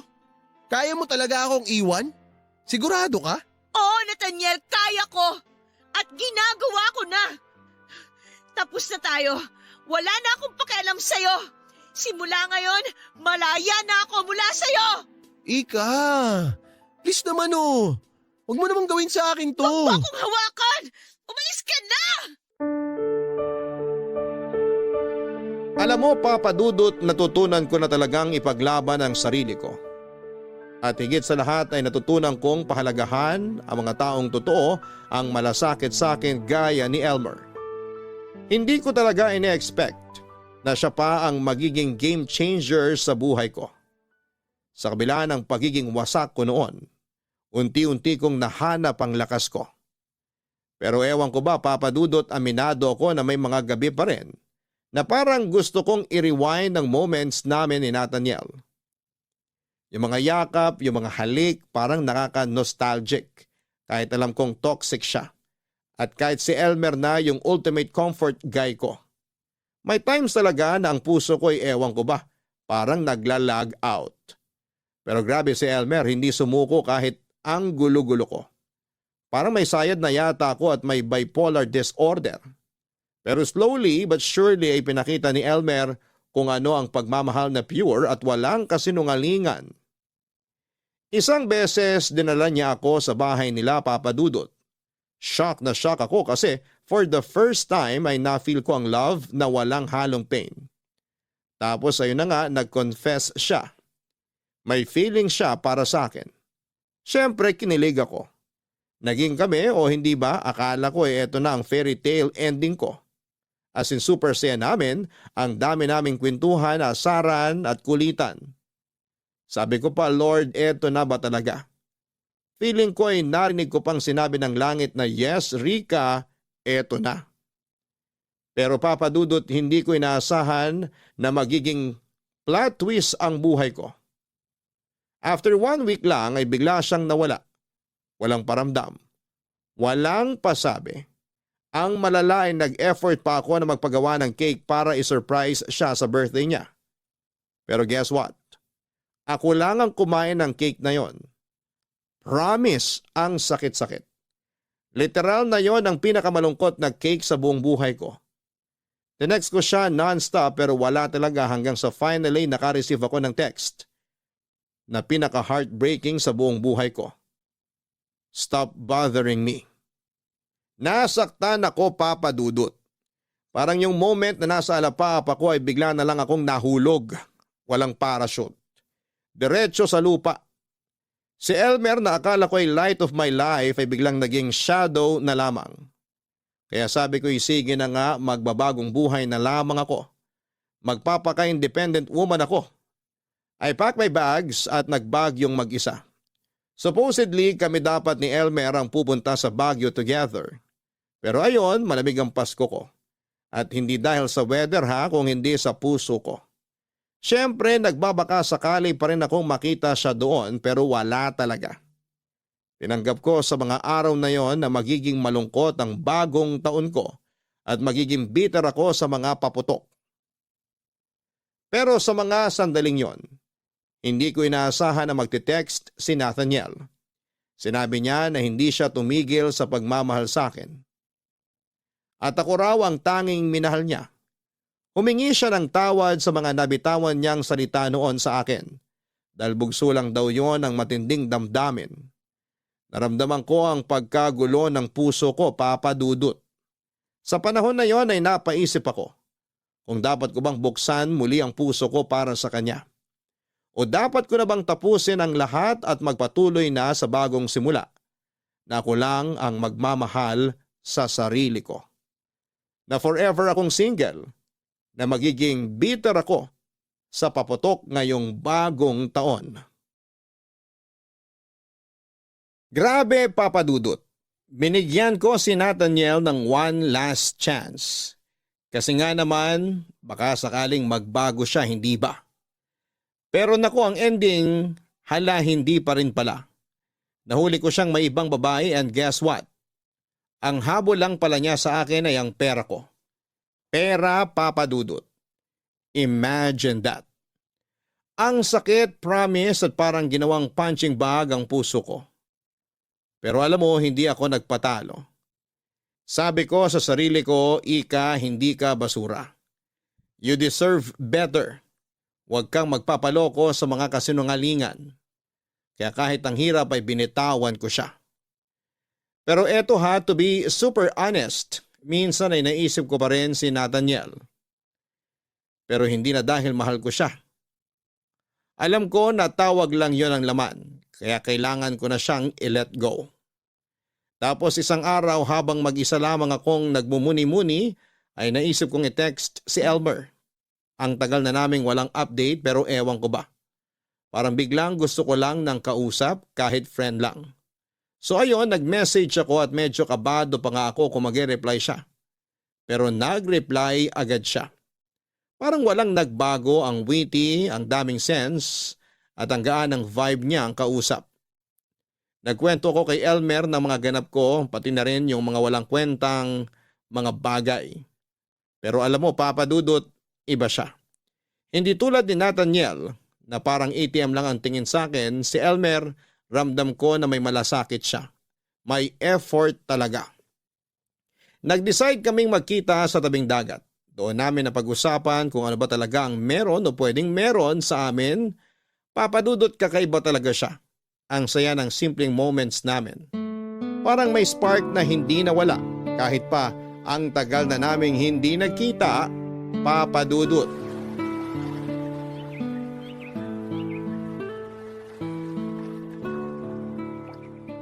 Alam mo, next week nasa Manila na ako. Doon na talaga ang bagong chapter ng life ko. Ikaw, after a month, sunod ka ha? Oo naman, susunod ako. Pero syempre, may Japan moment muna ako kasama si Lola. Kailangan ko siyang samahan eh. Wow, ang sosyal. Ang yaman niya talaga, no? Si Lola lang yon, hindi ako. Siyang mayaman. Ako pasabit lang sa biyaya. Pero kahit sabit, dugong mayaman ka pa rin. Nako, ikaw talaga. Pero ate, gusto ko mag-thank you. At gusto ko rin mag-sorry. Alam kong nasaktan talaga kita nun. Past is past, Elmer. Ang mahalaga, okay na tayo ngayon. Oo nga, pero gusto ko lang linawin. Hindi ko kinakalimutan yung mali ko. Accountability, ika nga. Kaya nga humihingi ako ng tunay na sorry sa'yo. Okay na ako. Hindi mo na kailangang ulit-ulitin. Tsaka, diba sabi nila, time heals. Tapos na yun. Ay, ikaw talaga. Walang nagbabago. Na ano? Pangit. Maloko ka talaga. Pero, seriously ate, may gusto akong linawin. Parang serious na to ha. Ano na naman yan? Totoo to ha. Mahal pa rin kita. At hindi talaga yun nagbago kahit anong mangyari. Ang sakit din sa akin nung sinabi ko noon na tigilan mo na akong i-message. Pero natakot ako. Natakot ako na baka hindi mo kayanin. Mahal mo ko pero natakot ka. Hindi ko kakayanin. Hindi kita naiintindihan. Pero ito ha, totoo rin to. Mahal din kita, Elmer. Wow, ang sarap marinig nun. So, ibig sabihin ba nito, tayo na ulit? Depende. Kung hindi ka aalis bigla after 1 week at sabihan ako ng, "Stop bothering me!" Ay, grabe ka. Sorry na. Hindi na mangyayari yon, okay? Mwah. Sorry, masyado ako nadala. Kanina ka pa sorry ng sorry. Okay lang naman. Ano ka ba? Gusto ko naman eh. Pero teka, Elmer, ano nga yung sabi mong baka hindi ko kayanin? Medyo kinakabahan ako, ha? Mukha lang akong walang sakit, pero May sakit ka? May taning ka? loko ka, hindi ganon. May mild autism ako at ADHD. Ha? Seryoso ka? Pero alam mo, hindi halata ah. Kasi nga mental condition naman siya. Mahirap pero wala na akong magagawa. Nandito na to. Nasa sistema ko na. Alam mo, hindi lahat ng laban kailangan mag-isa. Kung kaya mo akong mahalin sa imperfections ko, kaya ko ring mahalin yung lahat sa'yo. Elmer, hindi ka pabigat. Nasasabi mo lang yan dahil hindi mo pa talaga ako nakakasama ng matagal. Nako, baka mag-ibang tingin mo sa akin. Pero gusto ko lang sabihin sa'yo na ikaw lang ang nagpapalakas sa akin. Naiintindihan ko. Lahat tayo may mga pinagdadaanan. Hindi ko naman kinakailangan maging perpekto, di ba? Kaya ko namang suportahan ka. Gusto ko rin na mas maging buo ako. Tsaka ikaw din. Siguro magiging tama yung sinasabi nila na love will conquer all. Na makakayanan natin lahat. Na makakayanan ko kung ano man yung kondisyon mo. Pag-aaralan ko kung paano ka i-handle. Sana lang di mo ako iwan kahit gaano pa kabigat ang dala ko. Gusto ko talagang magtulungan tayo. Hindi kita iiwan, Elmer. Sigurado ako na kaya natin to. Basta magtulungan tayo, walang imposible. Salamat ate. Ay, bakit ate pa rin ang tawag mo sa akin? Huwag na yung ate! Anong gusto mo? Let me think. Dear na lang kaya? Wow, vintage vibes! Sige na nga, dear! Basta dear na tayo pagdating natin sa Manila, okay? Sige na nga, dear na!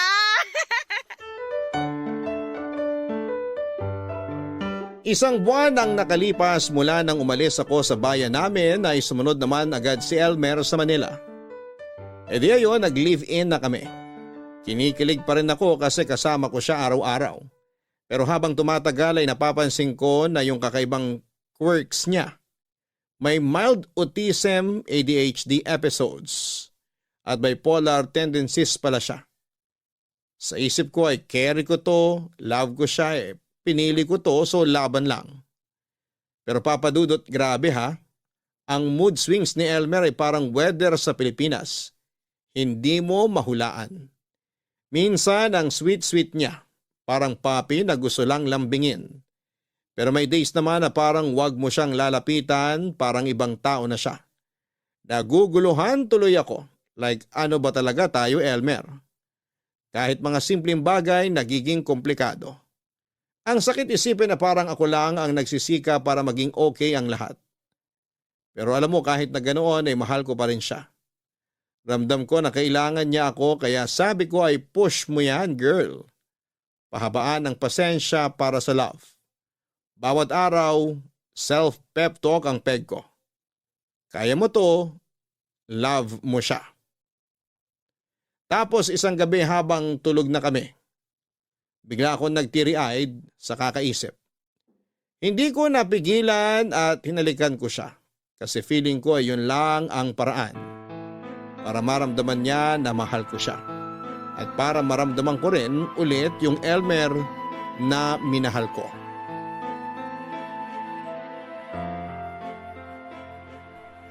Ano ba? Anong ginagawa mo? Hinalikan lang kita. That's disgusting! Bitiwan mo ako! Hindi mo dapat ginawa yon. Alam mo dapat na mali yung ginawa mo. Sorry na. Pero ginagawa naman natin to noon na. Mag-iisang buwan na tayong nagsama dito sa Manila. Hindi mo na ako hinahalikan. Dati palagi mo naman tong ginagawa kapag nakikita tayo. Hindi ka makapaghintay? Alam mo namang marami akong iniisip. Marami akong problema. Gets ko naman. Namiss lang kita. Namiss ko yung kausap ko dati. Nagsasama nga tayo sa iisang bubong pero parang ang layo-layo mo naman. Parang may malaking harang na namamagitan sa atin. Gusto mo may mangyari sa atin. Sabi ko naman sa'yo na maghintay ka lang. Darating din tayo dyan. Hindi naman sa ganon. Nasasaktan lang ako because you're near yet so far. Pwede bang wag mong i-justify ang ginawa mo? Mali yun. Dahil walang consent yun. Ano pala tayo? Bakit tayo nagsasama sa iisang bubong? Alam mo, dear, naguguluhan ako. Hindi ko gusto ang ginawa mo. Kasi naman simula nung nandito na tayo sa Manila, I'm hoping that everything will be okay. Pangit ako, gwapo ka, oo, alam ko naman yun. Parang ang hirap sigurong paniwalaan na pwede tayo. Nagsimula na tayong bumuo ng buhay dito, di ba? Alam kong hindi perpekto, pero hindi ba mahal mo naman ako? Hindi ko na alam kung pantasya lang ba itong lahat na nangyayaring ito. Hindi mo dapat sabihin yan. Hindi yan ang issue. Ang issue dito, hinalikan mo ako habang wala akong kaalam-alam. Tulog ako. Walang consent. Pero naghali ka na naman tayo before. Anong pinagkaiba nung ngayon? Kasi noon ginusto ko. Ngayon, pinagsamantalahan mo ako. Magkaiba ang ginusto at sa hindi. Ano? Hindi kita pinagsasamantalahan, ha? We're living together. Magkasama tayo sa isang bubong. Ano ka ba? Bumubuo tayo ng buhay natin together. Nagmamahalan tayo. And I'm frustrated na hindi man lang kita makausap ng matino. Para bang ibang tao yung kaharap ko. Tama na. Matutulog na lang ako. Wag na wag mo akong hawakan. Elmer? Diba sabi ko tumigil ka na? Walang patutunguhan yung mga sinasabi mo. So ano? Ano na ba talaga ako sa'yo? I'm sorry if I go beyond the boundary, ha? Patawarin mo ako kung niyakap kita, kung hinalikan kita. Patawarin mo ako kasi mahal kita eh. Sige na, matulog na tayo. Sandali. Gusto ko lang sabihin sa'yo na may trauma ako. Kasi may taong humalik at hinipuan ako noon sa lounge ng call center. It was traumatic. Parang feeling ko bumalik nang hinalikan mo ako nang hindi ko alam. Elmer? I'm sorry, ha? Hindi ko alam. I'm so sorry talaga. Alam mo, Papa Dudut, naawa talaga ako kay Elmer. Naawa ako kasi alam kong nahihirapan siya. Pero inis na inis din ako sa sarili ko kasi parang hindi ko mapigilan ang mga impulsive moments ko. Pero paano ba? Mahal na mahal ko yung tao. Kaya kahit papaano ay hindi ko rin masisi ang sarili ko. Matapos yung pagsubok na yon ay natutunan ko na kahit na anong pagkakamali ay hindi yon magiging hadlang kung talagang tunay ang pagmamahal. Nagkapatawaran kami ni Elmer, Papa Dudut. At kahit gaano kahirap ay pinili ko siyang ipaglaban. Nagpakatibay ako lalo na dahil alam kong hindi madali ang relasyon namin. May bipolar disorder si Elmer at alam kong malaking adjustment yon para sa aming dalawa, Papa Dudut. Unti-unti ay natutunan naming iset yung boundaries namin. Mas naging klaro ang relasyon namin. At doon ko naramdaman na mahal niya talaga ako. Isang gabi, Papa Dudut, na pag-usapan namin na i-level up ang relasyon namin. Nagsiping kami, ginawa namin sa unang pagkakataon na ipaubaya namin ang aming mga sarili sa bawat isa. Naging iisa kaming dalawa, Papa Dudut. Ang saya ko kasi ginawa namin yon ng may pagmamahal at tiwala sa isa't isa. Parang lahat ng doubts at fears ko noon ay nawala na. Hindi ko ipagkakaila, Papa Dudut, na minsan ay sobrang hirap din talaga. May mga araw na unpredictable ang mood niya. Pero sa kabila ng lahat ng kalituhan, isang bagay lang ang sigurado ako. Mahal ko po si Elmer at mahal niya ako. Alam kong hindi niya maitago ang kondisyon niya at aware din siya na minsan ay mahirap siyang pakisamahan. Pero ang pinakamahalagang bagay na natutunan ko, Papa Dudut, ay yung tanggapin siya ng buong buo. Sa bawat episode niya, nandun ako. Nakaalalay at handang magtiis. Para sa akin, yun ang essence ng tunay na pagmamahal. Hindi perpekto, pero buo. Papa Dudut, parang araw-araw na lang yatang may tensyon sa pagitan namin ni Elmer. Magkasama nga kami sa isang bubong pero parang wala ng koneksyon. Ramdam ko na hindi lang siya malayo physically pero emotionally rin. Madalas kaming magkasakitan. Hindi man physically pero masakit pa rin sa damdamin. At sa tuwing ganito ay parang pareho na kaming napapagod. Kapag nararamdaman ko na parang inaatake niya ako sa mga salita niya ay hindi ko mapigilang maghanap ng paraan para makatakas. Kaya ayun, Papa Dudut, gumawa ako ng isang bagay na alam kong mali. Nag-text ako kay Nathaniel. Alam ko na kay Nathaniel ako makakahanap ng comfort. Na makakalimutan ko ang lahat ng sakit kahit saglit lang. At hindi lang yon, nagkita pa kami, Papa Dudut. Muntik na talaga akong magkamali. May pagkakataon na parang bumalik ang dati naming samahan. Yung nakaraan namin na puno ng init at tukso. His presence was tempting. Parang natatakam pa rin ako kay Nathaniel. Pero sa kabila ng lahat ng tukso, hindi ko tinuloy. Hindi ko rin maintindihan, Papa Dudut. Habang gustong-gusto ng katawan ko na magpatangay, nasa isip ko pa rin si Elmer. Na kahit gaano kahirap ang sitwasyon namin ay hindi ko siya kayang pagtaksilan. Hindi ko kayang sirain ang tiwala niya. Kahit na madalas na akong naguguluhan sa mga nangyayari sa relasyon namin. Kaya tumanggi ako makipagsiping kay Nathaniel, Papa Dudut. Alam kong tama iyong desisyon ko.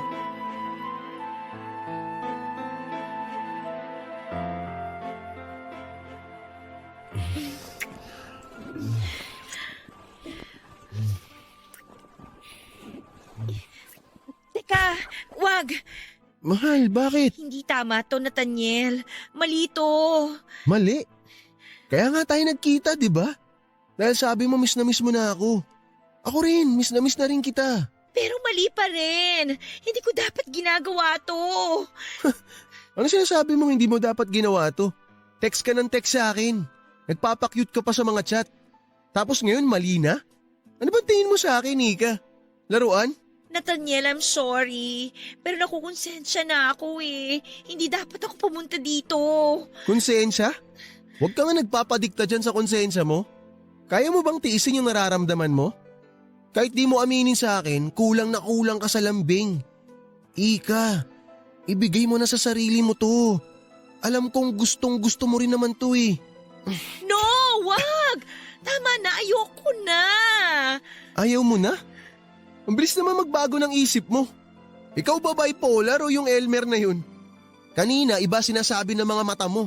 Ibang-iba rin yung pinararamdam sa akin ng mga labi mo. Nasasabihin mo mali to? Ayos ka. Alam ko gusto mo to. Tama na. Mahal. Huwag mo akong tawaging mahal. Tigilan na natin to, Nathaniel. Hindi ko pwedeng gawin to kay Elmer.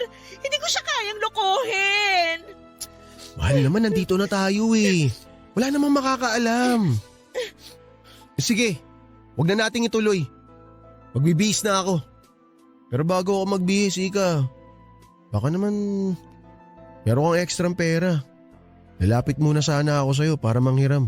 Oo, alam ko yung role ko. Alam ko na kapag matuloy tong pagkikita natin, bibigyan kita ng pera. Dahil yun lang naman ako sa'yo eh. Parang ATM. Ang sakit mo naman magsalita, Ika. Kani-kanina lang, hayok na hayok ka sa katawan ko eh. Gustong gusto mo magpakamot sa akin tapos biglang nagbago yung isip mo. Tumigil ka nga! Alam mo Ika, hindi ako nagkamali. Ikaw ata talaga yung may sayad eh. Hindi si Elmer.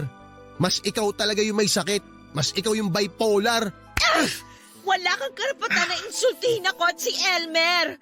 Bakit? Masakit ang katotohanan? Ako alam ko ginagawa ko. Eh ikaw, alam mo ba? Pabago-bago ka ng isip. Ginagawa mo akong tanga. Huwag kang pa-victim dyan. Tuwing nag-aaway kayo ng Elmer na yon, hindi ba ako chinechat mo? Sabi mo makikipaghiwalay ka na sa kanya kasi hindi mo na siya kaya. Hindi mo na kayang tiisin yung mga pinag-aagawa niya. Sabi mo pa nga parang mababaliw ka na sa relasyon ninyo eh. Tumigil ka sabi eh! Hindi ako titigil. Sasabihin ko kung anong totoo. Minahal din naman kita eh. Pero nagkataon na mahirap ako eh. Kaya kailangan ko ng pera. Hindi ko gina-justify yung ginawa ko sa'yo. Alam kong mali yun. Na parang ang dating ginamit kita. Hinuthutang kita ng pera. Tsaka isa pa nagkaroon ako ng ibang babae. Mali rin yun. Hindi ko sinasadya yun. Pero ang totoo, mahal na talaga kita. Hulog na pala yung loob ko sa'yo. Huli ko na lang na-realize. Kaya nga nung sinabi mo sa akin na magkita tayo, hindi ko na pinalagpas yung pagkakataon eh. Kasi nga, alam ko sa sarili ko na mahal kita. Na mahal kita talaga. Hindi yan totoo! Heto, ayan! Ayan ang pera! Tapos na to! Tama na! Ika naman. Huwag mo naman sabihin sa akin na hanggang dito na lang tayo. Nathaniel, buo na ang desisyon ko. Mahal ko si Elmer at gusto kong suklian yon ng tiwala niya. Hindi ko siya lolokohin. Kahit anong mangyari, kahit anong sabihin ng iba, wala akong pakialam. Siya lang ang paniniwalaan ko. Tsaka, sorry kung parang minamaliit kita ha, pero sana matuto ka ring pahalagahan ng taong nagmahal sa'yo. Minahal kita noon, pero inabuso mo yon. Oo, medyo rough ang pagsasama namin ni Elmer dahil sa kondisyon niya. Pero alam namin na nagmamahalan kami. Okay. Edi good luck sa inyo. Good luck din sa'yo. Tsaka, wag mo na akong tatawagan. Kung yan ang gusto mo, wala akong magagawa. Sige, kakalimutan na kita. Pero bago matapos to, gusto kong pakinggan mo tong sasabihin ko sa'yo. Nung nakipaghiwalay ka sa akin, na-realize ko na mali talaga ako. Na sinayang ko yung isang katulad mo. Sana talaga maging masaya ka sa pinili mo. Huwag ka mag-alala, Nathaniel. Handa akong alagaan ang relasyon namin ni Elmer. At willing akong pakisama ng pagiging bipolar niya. Alam ko malalagpasan namin to. Sabi nga namin sa isa't isa, forever kaming magsasama.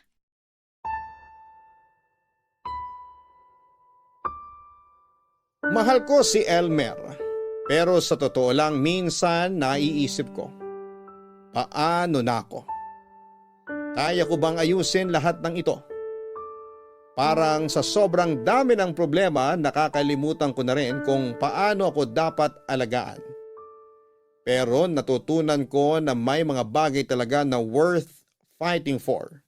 Oo, mahirap kasi si Elmer may bipolar disorder. At hindi biro ang epekto nito sa relasyon namin. Sa simula sabi ko ay kaya ko ba ito?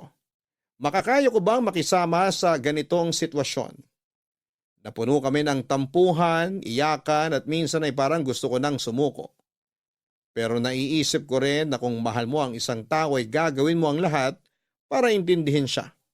Kaya isang gabi ay habang nakatulog si Elmer sa kalagitnaan ng pag-aaway namin ay nag-research ako. Napagtanto ko na hindi ko kailangang solohin ito. Kaya't dinala ko si Elmer sa psychologist. Nakakatuwa kasi habang iniisip ko na para sa kanyang lahat ng ito, ako rin pala ang natulungan. Natutunan kong maging mas mahinahon. Natuto akong magtiyaga. Ang cute nga kasi si Elmer ay natuto rin siyang mag-adjust. Unti-unti niyang naintindihan ang sarili niya. Kahit may mga pagkakataon pa rin may mga episode si Elmer, mas nararamdaman ko na may pag-asa pa ang aming samahan. Hindi ko po ipinagpapalit ang mga moment na ito. At natutunan ko po na ang pagmamahal ay hindi palaging madali. Sa tulong ng psychologist, si Elmer ay mas naging bukas at handang makinig. At ako naman po ay natuto ng mga paraan kung paano maging mas matatag sa mga pagsubok. Kaya ko po sinasabi ito kasi gusto kong ipaalala sa lahat na mahalagang mental health. Hindi lang para kay Elmer kundi para rin sa akin. Sa bawat pagtanggap, sa bawat pag-unawa, mas lumalalim ang pagmamahala namin. At kahit na ano pang dumating, si Elmer pa rin ang pipiliin ko. Happy birthday! Salamat sa pa-cake mo, dear. Parang ang mahal nitong red velvet ah. Siyempre, mahal kita eh. Ikaw talaga. Pwede naman yung simple lang eh. Tayo lang naman kakain yan. Tsaka, alam mo na, bawal. Okay, no comment na lang ako. Basta masaya ako to celebrate your birthday na magkasama tayo. Kasi, Sorry na. sabi ko naman sa'yo, kalimutan mo na yon. Ang importante, nabigay ko to sa birthday mo.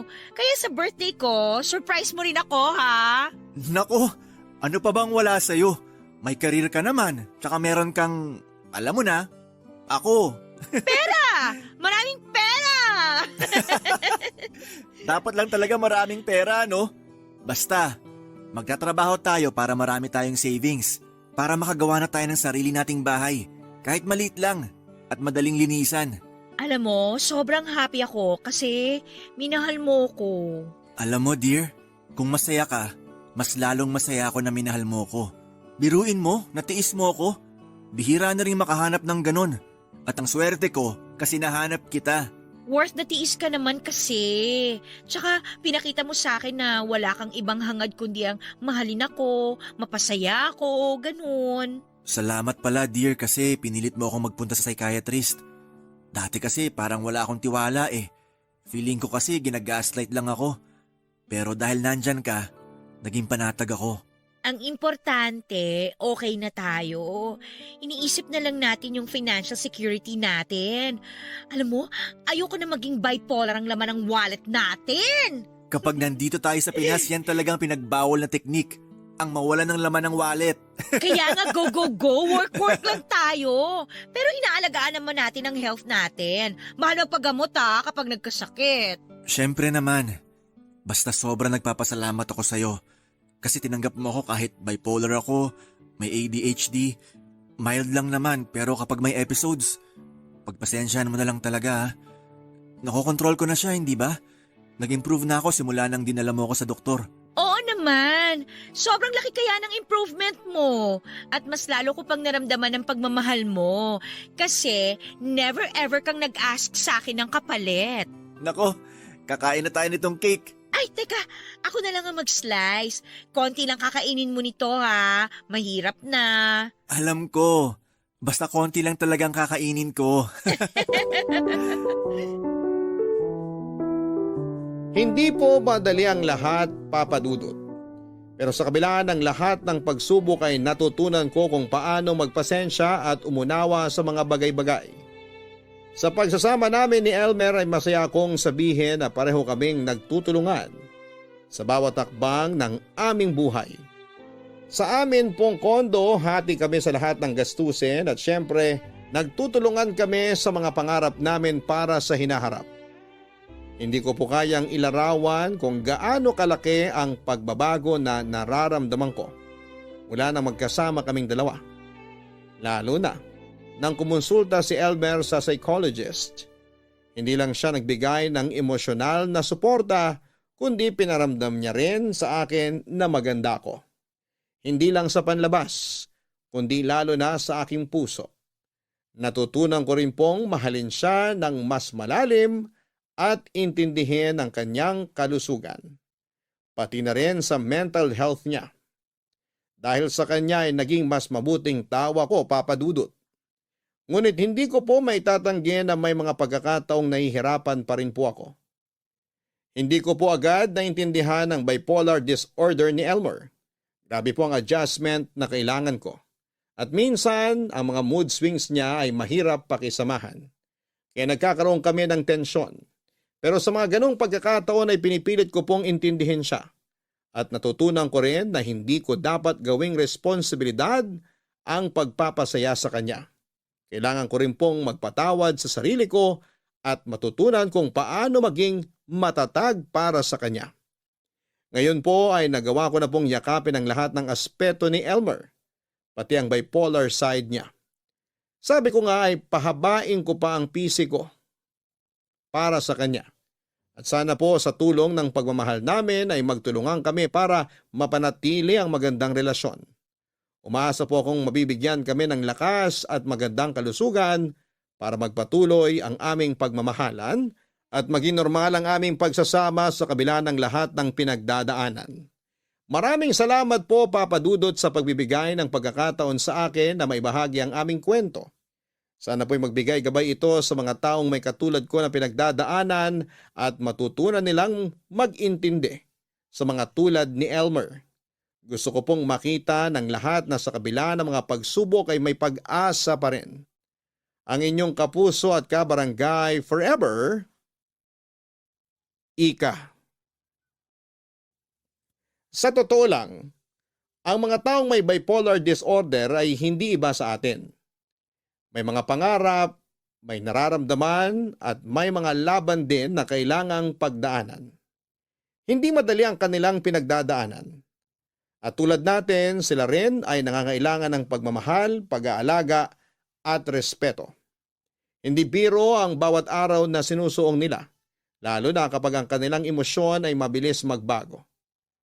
Kaya't sa halip na husgahan, sana ay matutunan natin silang tanggapin at unawain. Ang mga taong may bipolar disorder ay may kakayahan ding magmahal. Tulad ng ibang relasyon, kailangan nilang matutunan kung paano maging responsable sa partner. Ang kailangan nila ay suporta, hindi panghuhusga. At ang pagkakataon na maging mabuting tao at partner. Sa bawat relasyon, mahalaga ang komunikasyon, pangunawa at pasensya.